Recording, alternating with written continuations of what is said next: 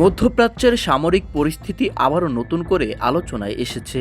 পারস্য উপসাগরগুলোতে চলমান উত্তেজনার মধ্যে ইরান দাবি করেছে কুয়েতে অবস্থিত কয়েকটি মার্কিন সামরিক স্থাপনাকে লক্ষ্য করে তারা সমন্বিত ড্রোন ও ক্ষেপণাস্ত্র অভিযান পরিচালনা করেছে। তবে এসব দাবির সত্যতা এখনই স্বাধীনভাবে যাচাই করা সম্ভব হয়নি। আর যুক্তরাষ্ট্র বা কুয়েতের পক্ষ থেকেও বিস্তারিত কোনো আনুষ্ঠানিক নিশ্চিতকরণ পাওয়া যায়নি। ইরানের সামরিক সূত্রের ভাষ্য অনুযায়ী অভিযানের প্রধান লক্ষ্য ছিল মার্কিন বাহিনীর নজরদারি এবং প্রতিরক্ষা সক্ষমতা সীমিত করা। তাদের দাবি, কুয়েতের গুরুত্বপূর্ণ সামরিক ঘাঁটিগুলোর কিছু রাডার ব্যবস্থা, যোগাযোগ অবকাঠামো এবং আকাশ প্রতিরক্ষা সংক্রান্ত স্থাপনা এই অভিযানের লক্ষ্যবস্তু ছিল।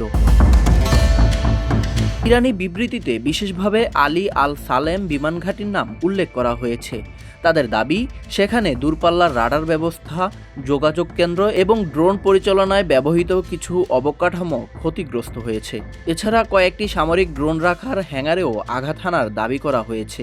তবে এসব তথ্যের কোনো স্বাধীন প্রমাণ এখনও প্রকাশিত হয়নি।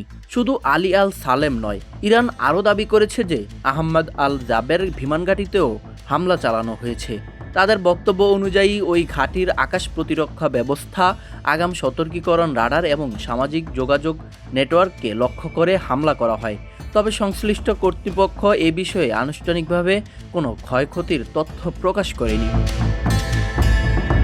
এছাড়া ইরানের আরেকটি সামরিক বিবৃতিতে বলা হয়েছে, কামিকাজে ড্রোন ব্যবহার করে কুয়েতের আরও কয়েকটি সামরিক স্থাপনা আঘাত হানা হয়েছে। এর মধ্যে ক্যাম্প আরিফজেনের কিছু প্রশাসনিক স্থাপনা এবং সামরিক সরঞ্জাম সংরক্ষণ এলাকারও কথা উল্লেখ করা হয়েছে। তবে এই দাবিগুলোও স্বাধীনভাবে যাচাই করা হয়নি। বিশ্লেষকদের মতে, যদি কোনো সংঘাতে প্রতিপক্ষের রাডার ও যোগাযোগ ব্যবস্থা দুর্বল করা যায়, তাহলে পরবর্তী সামরিক অভিযান পরিচালনা তুলনামূলকভাবে সহজ হয়ে ওঠে। এ কারণেই আধুনিক যুদ্ধে রাডার, স্যাটেলাইট যোগাযোগ এবং বিমান প্রতিরক্ষা ব্যবস্থা সবচেয়ে গুরুত্বপূর্ণ লক্ষ্যগুলোর মধ্যে থাকে। অন্যদিকে যুক্তরাষ্ট্রের সেন্ট্রাল কমান্ড জানিয়েছে, মধ্যপ্রাচ্যে তাদের বাহিনী উচ্চ সতর্ক অবস্থায় রয়েছে।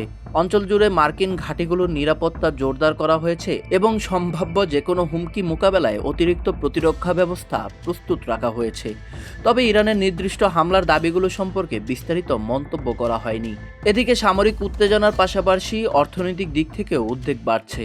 কারণ পারস্য উপসাগর ও হরমুজ প্রণালীকে ঘিরে যে কোনো সংঘাত বৈশ্বিক জ্বালানি সরবরাহে প্রভাব ফেলতে পারে।